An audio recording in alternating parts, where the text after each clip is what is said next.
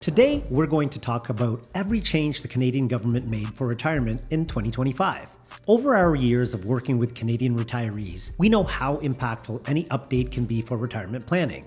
Without knowing them, you could be missing out on higher income streams, facing penalties, or paying money back to the government. So, to make sure your retirement plan is completely up to date and compliant, we're going to discuss the CPP, Old Age Security, and GIS, or Guaranteed Income Supplement, and their changes in 2025 and how you can properly restructure your plan to fit them.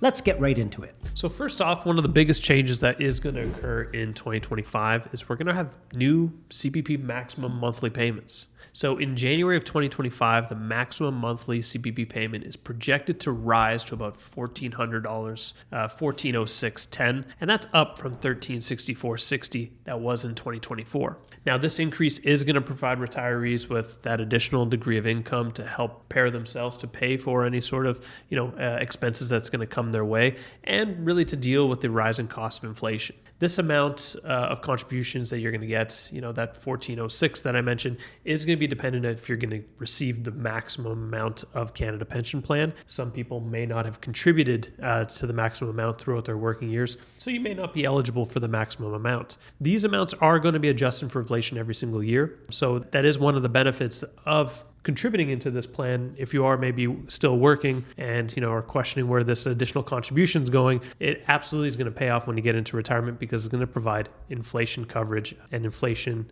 adjusted income for you in your retirement. Now, John, you mentioned about the maximum benefits that you could receive depending on what the contributions are that you make while you're employed. So there are certain limits that to the contributions that you will make to earn CPP benefits. That's called the yearly maximum pensionable earnings. And in 2024, the maximum was $68,500. So if your income was over $68,500, you would have been making maximum contributions. The contributions are a percentage of what you earn, and that's 5.95%. In 2025, the yearly maximum pensionable earnings is increasing to $71,300, and that's to adjust to inflation like you were talking about.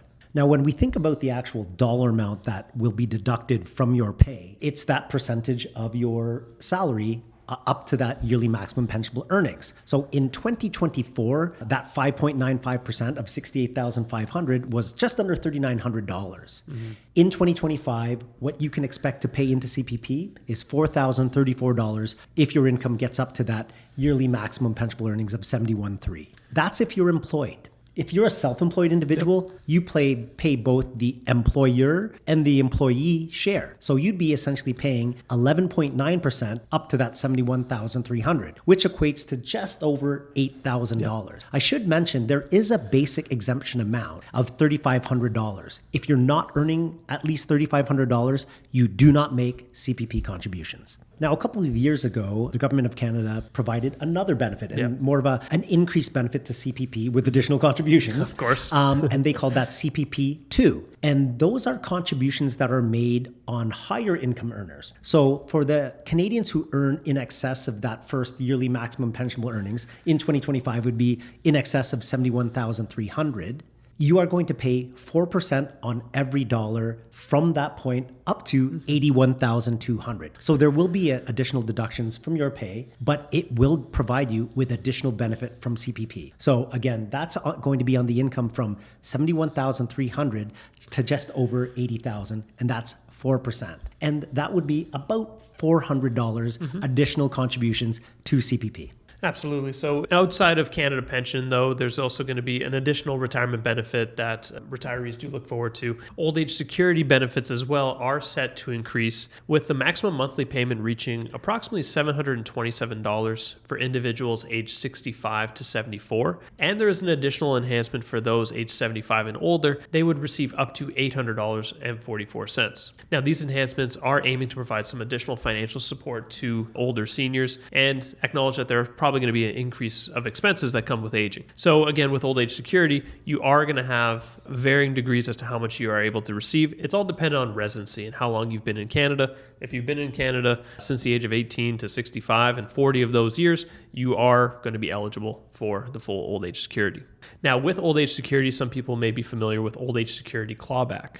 Now, old age security payments are subject to that clawback if your annual income exceeds certain thresholds. It's important to monitor your income and understand how it may affect your old age security benefits.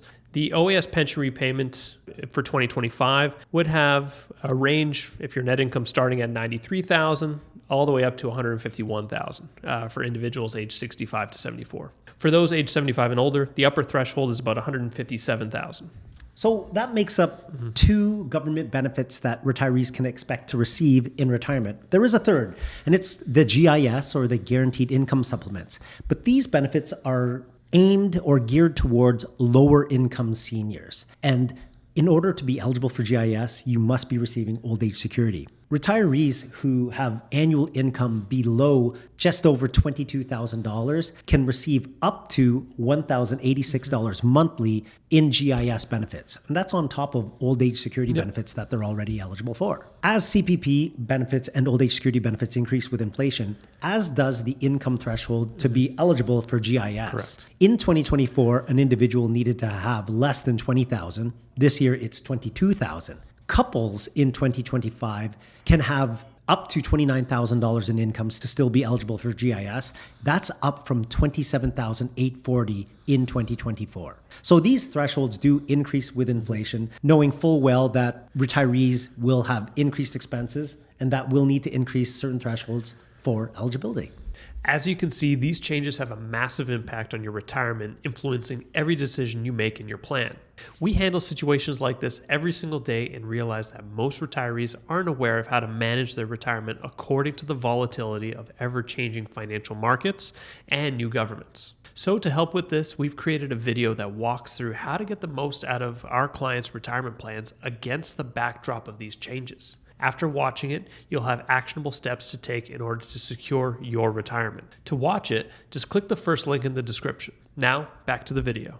So that goes through the three main income benefits that Canadian retiree could receive. That's the CPP, old age security, and GIS. And for those of you out there that don't know, those payments typically get paid the same day, and that's the last business day of the month. Yeah, it's a fantastic support that's offered by the Government of Canada. And what really these changes mean for retirees, it's just going to help provide additional income. It's going to be able to help offset some of the inflation that we've seen. You know, we've now got to a point where inflation's slowed down a little bit, but these increases in income is going to help a lot of retirees still feel the catch up, I guess, to fast inflation that we had throughout the COVID periods. Now, what you could start feeling for those of you that have yet to retire and are still working is you could feel a bit more of a pinch in the cash flow, specifically with CPP2 being implemented. You have a higher income threshold and more money is going to be directed towards CPP throughout the course of the year. Now, this isn't a bad thing necessarily. It still is a good thing. We know that Canada Pension Plan is a fantastic thing to have for seniors.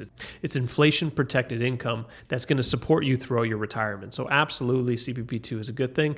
Just in the time being, you will feel a little bit of that pinch on the cash flow. That's a good point to make, John. You often find that when you are working, amount of income that you're receiving is less. Yep. And then later in the year, you start to feel more net income from your pay. And that's because you've essentially maximized the contributions to CPP. If you can manage your cash flow, manage expenses with that lesser amount of income, then once you start getting that money back from the CPP contributions, you may want to start putting that away to help increase your retirement income sources. So whether or not you're maximizing your TFSA or putting it away as another RSP contribution or into an open account if you maximized those tax deferred accounts. Now, how you can better prepare yourself for these changes, we always recommend plan things out and speak with a planner if you need assistance in doing so. Understand where your income resides compared to, let's say, these pensionable earnings and how much of your money will be going towards Canada Pension Plan. Are you going to be comfortable with that change? And if not, there may need to be some sort of adjustments on the expense side of things in order to account for the new amounts going towards the Canada Pension Plan. Or if you are already in retirement and now where you're getting that influx or that increase in your CPP or old age security, that may mean that you don't need to take maybe as much from your RIF as you once thought. And that could provide you additional support to kind of scale back the withdrawals and just leave more left behind in the accounts for a rainy day. So there's a lot of different options that come up. And we always recommend speaking with a financial planner to assist you along those roads. Now, you should know all the crucial changes happening for Canadian retirees in 2025. We even covered ways you can use these changes to your advantage to help boost your retirement's longevity. But before you walk away from this video, you must understand something important. We can only highlight general ways people can use these changes to their advantage. The only way to truly know you're not making critical mistakes is by seeing how these changes apply to your specific situation. That's why we created this free video for you. This video will break down the entire retirement process we use with our own clients. You'll be able to use this information to understand the impact of these changes on your own retirement and make the necessary adjustments to your plan. To take a look, just click the first link in the description. We'll see you in the next one.